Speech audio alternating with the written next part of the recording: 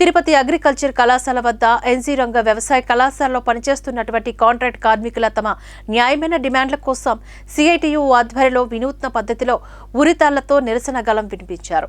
తమ డిమాండ్లను ప్రభుత్వానికి 8 రోజుల నుంచి మీడియా ద్వారా తెలుపుతున్న స్థానికంగా ఉన్నటువంటి ఎమ్మెల్యే మరియు సీఎం జగన్మోహన్ రెడ్డి కానీ తమ గోడుకు స్పందించడం లేదని, న్యాయపరమైన డిమాండ్లను సత్వరమే పరిష్కరించాలని అధికారులకు, న్యాయకులకు తెలిపారు.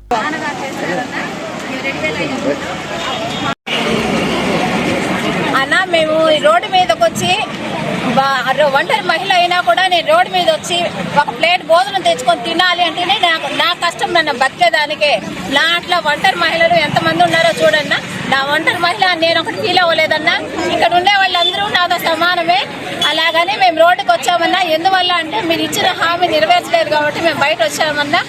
అంతేకాకుండా మన చౌరెడ్డి భాస్కర్ రెడ్డి అన్న కూడా మాకు టైల్స్కాలు ఇస్తామన్నారు, ఇంతవరకు నెరవేర్చలేదన్నా. అన్న మా డిమాండ్లో కాంట్రాక్ట్ వద్దన్నా, మాకు మా యూనివర్సిటీ నుంచి బస్సులు కావాలన్నా, జాతీయ సెలవులు కావాలి, ఐడెంటిటీ కార్డులు కావాలి, ఈపీఎఫ్ ఈఎస్ సమస్య ఉందన్నా, అది తీర్చాలి. 1 నుండి 1 వరకు మాకు జీతాలు ఇవ్వాలన్నా. మాకు 15 నుంచి 15 జీతాలు ఇస్తున్నారు, అది మాకు వద్దన్నా.